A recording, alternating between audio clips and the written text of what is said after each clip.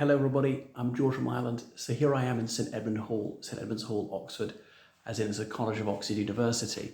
And this one is the one that Keir Starmer attended when he was an undergraduate in the 1980s. So I thought he's becoming Prime Minister in roughly 10 days, and there's some extraordinary upset. So I should show you where he spent 2 formative years doing the Bachelor of Civil Law, which is a postgraduate degree, despite the word bachelor. So here I am at the chapel, because he already had a law degree from the University of Leeds. Now, anyway, so this one traces its origins back to the Middle Ages, but it was an academic hall of the university, didn't have full college status till the 1950s. It's a relatively small college in the heart of Oxford, and it was some sort of adjunct to Magdalen, if I got that right, for a long time. Anyway, what else about Teddy Hall? Oh yeah, so I'll show you the coat of arms. The coat of arms, it looks like, what was I going to say? It looks like that. That's their coat of arms, looks like martlets. So supposedly founded by, what's his name, St Edmund of Abingdon. Abingdon being a small town just 5 miles south of Oxford. This is one of the quadrangles. You see, handsome looking, but perhaps not exquisite. And a few Latin inscriptions up there. Above one of the doors I see the university's coat of arms to my left, but we're walking too fast to make it out. A little well in the middle, but they don't actually use it for drawing water. It may please you to know that they do have running water here. I did come here once years ago when we were trying to get onto University Challenge. Went into the old dining hall to meet with the team to see that was good enough. That's the old dining hall. So hall always means the dining room. Okay, into the next quadrangle. So it's a little bit pokey, but what do you think? Characterful, charming, different, perhaps lacking in the arrogance you'd find in other Oxford colleges. Okay, so behind Queen's College, over the wall from New College. Yeah, so Queen's College is that away. I used to call it this rat trap up the alleyway.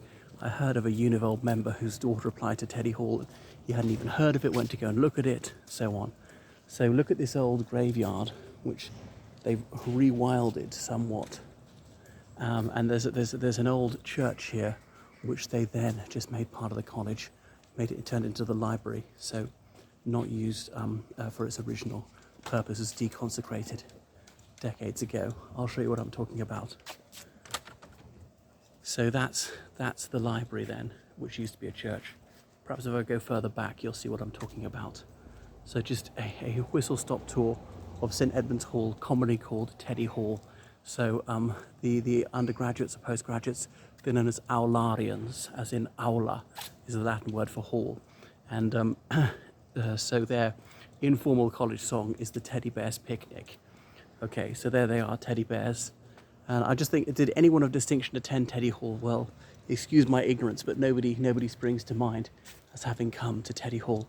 Remember they used to have a little cafe outside here in the summer. So you get to the feel of the place. So these people who've been called to their awards centuries ago, they are not lonely. The undergraduates pass by. And what a splendiferous library it is, but rather a waste of space. You look at the very high ceilings. So perhaps you've got a feel for the informality, the humility of Teddy Hall. And does that say something about Sir Keir Starmer's character? Why did he pick this college? Or perhaps he didn't. He may have applied to another one and wound up here anyway. Or then an open application is not specified which one he wanted to attend. And they sometimes could put you here. So because there are lots of postgraduates, majority students are postgraduates these days, therefore university terms are not really relevant to them. But a lot of green space in the heart of the city. So what do you think? Tranquil? A great place to de-stress. Pleasant enough. They do have a college bar. I remember when we had our sort of drinking race, our college drinking race, for all the boys and girls reading history at my college, we wound up in this bar and I had to have a Bloody Mary. Made me vom afterwards, but there we go. So each college has got its college bar. So are they just 2 small quadrangles? I wish I could get into the hall. I'm not sure if the hall is open, but I've got to hurry off. It being the summer holidays, or vacation, vac, as we say in Oxford, it really is vac, not just in the American sense, because people do vacate, but they rent out the buildings, these various summer schools. Lots of young American students who might well have been high school students here for some summer course. because they just need to have, the college needs to have a reasonably high income to keep going. Okay, I'm not sure if I'm allowed into this walkway, so perhaps better not. Above various entrances, staircases will say private. So people like me are allowed to walk in and out, being an old member of another college. So what do you think? Do you find this alluring? And Sir Keir Starmer, how was he shaped by his time at Oxford? Because it might have been experientially important. Perhaps I'm wrong. Perhaps it had no effect on him whatsoever. I think it was Nancy Mitford said that in England, at any rate, education produces no effect whatsoever. Well, that's certainly the case with anything to be taught by me, I can tell you. All right, so enough of this quadrangle. If that's what it is, it doesn't have buildings on all four sides.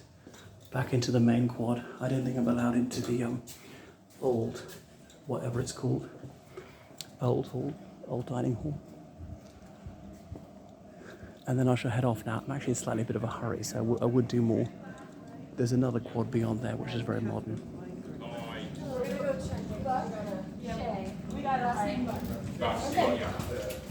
Passing through the porter's lodge now. The porters and security guards.